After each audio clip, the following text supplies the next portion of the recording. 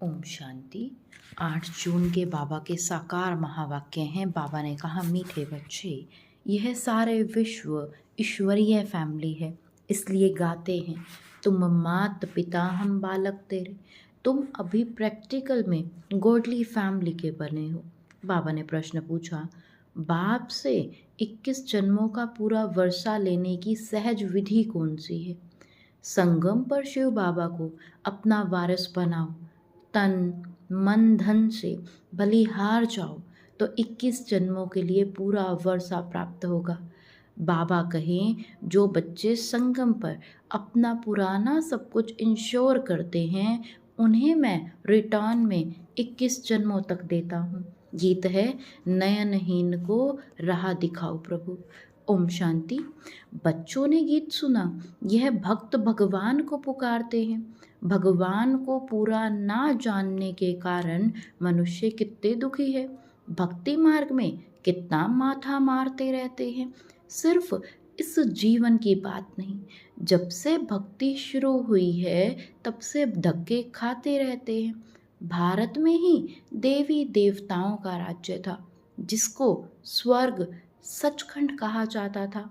भारत सचखंड है। भारत की महिमा बड़ी जबरदस्त है, क्योंकि भारत परमपिता परमात्मा का बर्थ प्लेस है। उनका असुल नाम शिव है। शिव जयंती मनाते हैं। रुद्र व सोमनाथ जयंती नहीं कहा जाता, शिव जयंती व शिवरात्रि कहा जाता है। स्वर्ग की स्थापना करने वाला एक ही हेवनली गॉड फादर है। अब सभी भक्तों का भगवान तो ज़रूर एक होना चाहिए ना। सभी नयनहीन हैं, अर्थात ज्ञान के चक्षु व डिवाइन इंसाइट नहीं है। भगवानुवाच, मैं तुमको राजयोग सिखलाता हूँ। श्रीमद् भगवत गीता है मुख्य। श्री अर्थात श्रेष्ठ मत। अब तुमको बुद्धिवान बनाया जाता है। दिव्य चक्षु अर्थात ज्ञान का तीसरा नेत्र दिखाते हैं। वास्तव में ज्ञान का तीसरा नेत्र तुम ब्राह्मणों को मिलता है, जिससे तुम बाप को और बाप की रचना के आदि मध्य अंत को जानते हो। इस समय सभी में देह, अहंकार व 5 विकार है, इसलिए घोर अंधियारे में है। तुम बच्चों के पास रोशनी है। तुम्हारी आत्मा सारे वर्ल्ड की हिस्ट्री ज्योग्राफी को जान गई है। आगे तुम सब अज्ञान में थे। ज्ञान अंजन सतगुरु दिया, अज्ञान अंधेर विनाश। जो पूज्य थे वही फिर पुजारी बन पड़े हैं। पूज्य है रोशनी में, पुजारी है अंधियारे में। परमात्मा को आपे ही पूज्य, आपे ही पुजारी नहीं कह सकते। वह तो है ही परम पूज्य, सबको पूज्य बनाने वाला। उनको कहा जाता है परम पूज्य। परम पिता परम आत्मा माना परमात्मा। श्री कृष्ण को थोड़े ही ऐसे कहेंगे। उनको सब गॉड फादर नहीं कहेंगे। निराकार गॉड को ही तुम सब बच्चे गॉड फादर कहते हैं। वह भी आत्मा, परंतु परम है, इसलिए उनको परमात्मा कहा जाता है। वह परम आत्मा सदैव परम धाम में रहने वाले हैं। अंग्रेजी में उनको सुप्रीम सोल कहा जाता है। बाप कहते हैं, तुम गाते भी हो, आत्मा परमात्मा अलग रहे बहुकाल। ऐसे नहीं, परमात्मा परमात्मा से अलग रहे बहुकाल नहीं, यह पहले नंबर का अज्ञान है। आत्मा सो परमात्मा, परमात्मा सो आत्मा कहना। आत्मा तो जन्म मरण में आती है। आत्मा थोड़ी पुनर्जन्म में आती है। परमात्मा पुनर्जन्म में नहीं आते, आत्मा पुनर्जन्म में आती है। बाबा ने कहा, बाप बैठ समझाते हैं, तुम भारतवासी स्वर्गवासी थे। ह्यूमैनिटी के पूज्य सब देवी देवताएं थे। यह सारी ईश्वर की फैमिली है। ईश्वर है रचता। गाया जाता है, तुम मात पिता हम बालक तेरे, तो फैमिली हो गई ना। अच्छा भला यह तो बताओ, तुम मात पिता किसको कहते हो? यह कौन कहते हैं? आत्मा कहती है, तुम माता पिता, तुम्हारी कृपा से स्वर्ग के सुख घनेरे हमको स्वर्ग में मिले हुए थे। तुम माता पिता आकर स्वर्ग की स्थापना करते हो तो हम आपके बच्चे बनते हैं। बाप कहते हैं, मैं संगम पर ही आकर राजयोग सिखलाता हूँ नई दुनिया के लिए। मनुष्यों की बुद्धि बिल्कुल ही भ्रष्ट बन गई है, स्वर्ग को नर्क समझ लेते हैं। कहते हैं वहाँ भी कंस, जरासंधि, हिरण्यकश्यप आदि थे। बाप आकर समझाते हैं, क्या तुम भूल गए हो, मेरी तो शिव जयंती तुम भारत में ही मनाते हो। गाया भी जाता है ना, शिवरात्रि। कौन सी रात्रि? यह ब्रह्मा की बेहद की रात्रि। बाप संगम पर आकर रात्रि से दिन अर्थात नरक से स्वर्ग बनाते हैं। शिवरात्रि के अर्थ का भी कोई को पता नहीं है। भगवान है निराकार। मनुष्यों के तो जन्म बाय जन्म शरीर के नाम बदलते हैं। परमात्मा कहते, मेरा कोई शरीर का नाम नहीं है, मेरा नाम तो शिव ही है। मैं सिर्फ बूढ़े वानप्रस्थ तन का आधार लेता हूँ। यह पूज्य था, अब पुजारी बना है। शिव बाबा आकर स्वर्ग रचते हैं, हम उनके बच्चे हैं तो ज़रूर हम स्वर्ग के मालिक होने चाहिए ना। शिव बाबा है उच्चते उच्च, ब्रह्मा विष्णु शंकर का अपना अपना पार्ट है। हर एक आत्मा में अपना सुख दुख का पार्ट नोंधा हुआ है। तुम जानते हो, हम शिव बाबा के वारिस बने थे।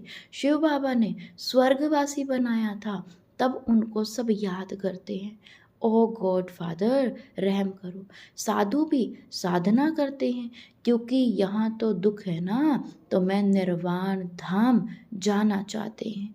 आत्मा परमात्मा में लीन हो जाती है, वह हम आत्मा सो परमात्मा, यह समझना रोग है। अभी तुम कहते हो हम आत्मा परम धाम में रहने वाली है, फिर देवता कुल में आएंगे, फिर 84 जन्म लेंगे। हम आत्मा वर्णों में आती हैं। शिव बाबा जन्म मरण में नहीं आते, सिर्फ नारायण की डायनेस्टी थी।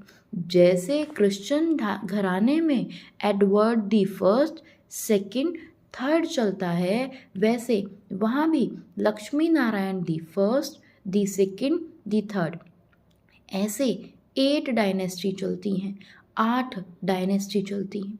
अभी तुम ब्राह्मणों का तीसरा नेत्र खुला है। बाप बैठ आत्माओं से बात करते हैं। तुम ऐसे 84 का चक्र लगाए इतने इतने जन्म लेते आए हो। वर्णों का भी एक चित्र बनाते हैं, जिसमें देवता, क्षत्रिय, वैश्य, शूद्र, ब्राह्मण बनाते हैं। अब तुम जानते हो, हम सो ब्राह्मण चोटी हैं। इस समय हम हैं ईश्वरीय औलाद। प्रैक्टिकल में इस सहज राजयोग और ज्ञान से हमको सुख घनेरे मिलते हैं। कोई तो सूर्यवंशी राजधानी का वर्षा लेते, कोई चंद्रवंशी का। सारी किंगडम स्थापन हो रही है। हर एक अपने पुरुषार्थ से वह पद पाएंगे। कोई अगर पूछे कि अभी पढ़ते पढ़ते हमारा शरीर छूट जाए तो क्या पद मिलेगा, तो बाबा बतला सकते हैं, योग से ही आयु बढ़ती है, योग से ही विकर्म विनाश होते हैं। और कोई उपाय पतित से पावन बनने का नहीं है। पतित पावन कहने से ही भगवान याद आता है, परंतु भगवान है कौन यह नहीं जानते। बाप कहते हैं, मैं आता ही भारत में हूँ, यह मेरा बर्थ प्लेस है। सोमनाथ का मंदिर कितना आलीशान है, यह बाप बैठ बच्चों को समझाते हैं। भक्ति मार्ग में फिर यादगार बनने शुरू हो जाते हैं। जब पुजारी बनते हैं तो पहले पहले सोमनाथ का मंदिर बनाते हैं। भारत तो सतयुग त्रेता में बहुत साहूकार था, मंदिरों में भी अक्की चार धन था। भारत हीरे तुल्य था, अब तो भारत कंगाल कोड़ी तुल्य है। फिर बाप आकर भारत को हीरे तुल्य बनाते हैं। कोई से पूछो क्रिएटर कौन, कहेंगे परमात्मा। वह कहाँ है, वह तो सर्वव्यापी है। बाप कहते हैं यह सारा झाड़ जड़ जड़ी भूत अवस्था को पाया हुआ है। अपने को देखा जाता है कि हम लायक बने हैं जो मम्मा बाबा की गद्दी नशीन बन सके। यह है ही पतित दुनिया। पवित्रता है मुख्य। अब तो no health, no wealth, no happiness है। यह है रुण्य के पानी मिसल, अर्थात मृग तृष्णा के समान राज्य। इस पर भी दुर्योधन की कहानी शास्त्रों में लिखी हुई है। दुर्योधन विकारी को कहा जाता है। द्रौपदियाँ कहती हैं हमारी लाज रखो। सब द्रौपदियाँ हैं ना। यह बच्चियाँ स्वर्ग का द्वार है। बाबा कितना अच्छी रीति समझाते हैं। जिनका बुद्धि योग पूरा रीति लगा हुआ होगा तो धारणा भी होगी। नॉलेज ब्रह्मचर्य में ही पढ़ी जाती है। बाप कहते हैं गृहस्थ व्यवहार में रहते कमल फूल समान रहना है, दोनों तरफ निभाना है। मरना भी ज़रूर है। मरने समय मनुष्य को मंत्र देते हैं। बाप कहते हैं कि तुम सब मरने वाले हो, मैं कालों का काल सबको वापस ले जाने वाला हूँ। तो खुशी होनी चाहिए ना। फिर जो अच्छी रीति पढ़ेंगे वह स्वर्ग के मालिक बनेंगे, नहीं पढ़ेंगे तो प्रजा में पद पाएंगे। यहाँ तुम आए हो राज्य पद पाने। यह पढ़ाई है, इसमें अंधश्रद्धा की तो कोई बात नहीं। यह पढ़ाई है राजाई के लिए। जैसे पढ़ाई की एम ऑब्जेक्ट है, बैरिस्टर बनेगा तो योग ज़रूर पढ़ाने वाले टीचर में से रखना पड़े। यहाँ तुमको भगवान पढ़ाते हैं तो उनसे योग लगाना है। बाप कहते हैं मैं परम धाम दूर देश से आता हूँ। परम धाम कितना ऊंचा है, सूक्ष्म वतन से भी उच्च। वहाँ से आने में मुझे सेकंड लगता है। उनसे तीखा और कुछ हो नहीं सकता। सेकंड में जीवन मुक्ति देता हूँ। जनक का मिसाल है ना। अभी तो नर्क पुरानी दुनिया है, नई दुनिया स्वर्ग को कहा जाता है। बाप नर्क का विनाश कराए स्वर्ग का मालिक बनाते हैं। बाकी सब आत्माएं शांति धाम में चली जाती हैं। आत्मा इमॉर्टल है, उनको पार्ट भी इमॉर्टल मिला हुआ है। फिर आत्मा छोटी बड़ी कैसे हो सकती है, अथवा जलमर कैसे सकती है ही स्टार। छोटा बड़ा तो हो ना सके। अब तुम हो God fatherly student. God father knowledgeful blissful है, वह तुमको पढ़ा रहे हैं। तुम जानते हो इस पढ़ाई से हम 100 देवी देवता बनेंगे। तुम भारत की सेवा कर रहे हो। पहले पहले तो बाप का बनना है, और जगह तो गुरु के पास जाते हैं, उनका बनते हैं, अथवा उनको अपना गुरु बनाते हैं। यहाँ तो है बाप, तो पहले बाप का बच्चा बनना पड़े। बाप बच्चों को अपनी जायदाद देते हैं। बाप कहते हैं बच्चे तुम एक्सचेंज करो, तुम्हारा ककपन हमारा, हमारा सब कुछ तुम्हारा। देह सहित जो कुछ है वह सब मेरे को दो। मैं तुम्हारी आत्मा और शरीर दोनों को पवित्र बना दूंगा, और फिर राजाई पद भी दूंगा। तुम्हारे पास जो कुछ है तुम बलि चढ़ा दो तो जीवन मुक्ति मिलेगी। बाबा यह सब आपका है। बाप कहते हैं तुम मुझे वारिस बनाओ। मैं 21 जन्म तुम्हें वारिस बनाता हूँ। सिर्फ मेरी मत पर चलो। भल धंधा आदि करो, विलायत जाओ, कुछ भी करो, सिर्फ मेरी मत पर चलो। खबरदार रहना, माया घड़ी घड़ी पछाड़ेगी। कोई भी विकर्म नहीं करना। श्रीमत पर चलते रहेंगे तो श्रेष्ठ बनेंगे। अच्छा, मीठे मीठे सिकिलदे बच्चों प्रति माता पिता बाप दादा का याद प्यार और गुड मॉर्निंग। रूहानी बाप की रूहानी बच्चों को नमस्ते। धारणा के लिए मुख्य सार है। फर्स्ट पॉइंट, आत्मा और शरीर दोनों को पावन बनाने के लिए देह सहित जो कुछ है उसे बाप के हवाले कर उनकी श्रीमत पर चलना है। सेकंड पॉइंट, माता पिता के गद्दी नशीन बनने के लिए स्वयं को लायक बनाना है।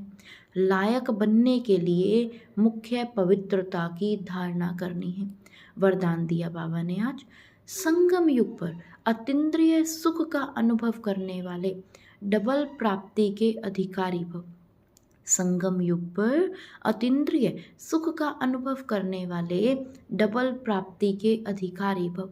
जो बच्चे संगम युग पर अतीन्द्रिय सुख का अनुभव कर लेते हैं उन्हें सदा शांति और सुख की डबल प्राप्ति का नशा रहता है, क्योंकि अतीन्द्रिय सुख में यह दोनों प्राप्तियां समाई हुई हैं। अभी आप बच्चों को जो बाप और वर्षे की प्राप्ति है यह सारे कल्प में नहीं हो सकती। इस समय की प्राप्ति अतीन्द्रिय सुख और नॉलेज भी फिर कभी नहीं मिल सकती।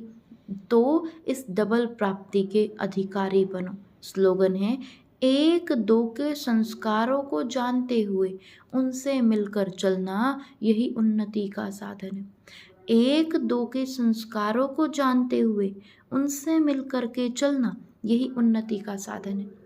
मातेश्वरी जी के अनमोल महावाक्य, सच्चे पातशाह परमात्मा से सच्चा होकर रहो। इसी समय अपने को बाप परमात्मा द्वारा यह फरमान मिला है, निरंतर मेरी याद में रहो। योग का अर्थ है ईश्वरीय याद में रहना। योग का अर्थ कोई ध्यान नहीं, अपना यह सहज योग जो चलते फिरते कामकाज करते उनकी याद में रहना, उसको ही अटूट अखंड योग कहा जाता है। परंतु इसमें निरंतर रहने की प्रैक्टिस की दरकार है। अगर उसके फरमान पर फरमानदार हो नहीं सकेंगे, कुछ कोताही करेंगे, अवज्ञा करेंगे तो दंड ज़रूर भोगना पड़ेगा। उनका फरमान है, जैसा कर्म मैं करता हूँ मुझे देख तुम भी फुल स्टेप लो, नहीं तो माया की चोट खाएंगे। सच्चे पातशाह से सच्चा होकर रहो। जो भी कुछ माया का विघ्न सतावे वो भी इनके आगे रखना चाहिए, तो उनकी मदद से माया हट जाएगी, रास्ता क्लियर हो जाएगा। फिर तो जहाँ बिठाएं, जैसा चलाएं, जो खिलाएं, रास्ता क्लियर हो जाएगा। ऐसा साथ देने की बहुत हिम्मत चाहिए। ऐसी महान सौभाग्यशाली बिल्कुल थोड़े निकलेंगे, वही विजय माला में आएंगे। बाकी भाग्यशाली हैं जो थोड़ा बहुत लेकर जाकर प्रजा बनेंगे। तो थोड़ा मिलने से खुश नहीं हो जाना है, अपनी इच्छा तो संपूर्ण हो, साहस रखो, आगे बढ़ना है। माया विघ्न डालेगी परंतु उसके ऊपर विजय पानी है। इसमें अगर भूल की तो निश्चय की कमी है, कुछ अपनी धारणा में कमी है, यह तो अपना कसूर है। इसमें लोक लाज कुल मर्यादा तो तोड़ना पड़ता है। जब तक तोड़ेंगे तब तक ही सच्चे पारलौकिक दैवी मर्यादा को पाएंगे। यह विकारी दुनिया तो जाने वाली है। देखो मीरा ने भी लोक लाज खोई तभी तो गिरधर को पाया। अगर उस लोक लाज को रखेंगे तो इस दैवी लोक के भांति बन नहीं सकेंगे। अब कल्याण अर्थ ईश्वरीय राय तो दी जाती है ना, अब यह अपनी बुद्धि का फैसला करना है, क्या करना है, क्या उचित है। आज का अव्यक्त इशारा है, जो सरल चित है वही सदा हर्षित रहते हैं। हर्षित, बाबा ने कहा हर्षित है तो सबको आकर्षित करते हैं।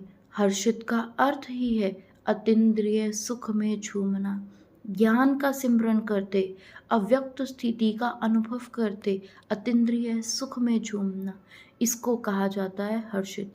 इसके लिए साक्षीपन की सीट पर सेट रहे, माया और प्रकृति के पपेट शो को मनोरंजन से देखो। ओम शांति, ओम शांति।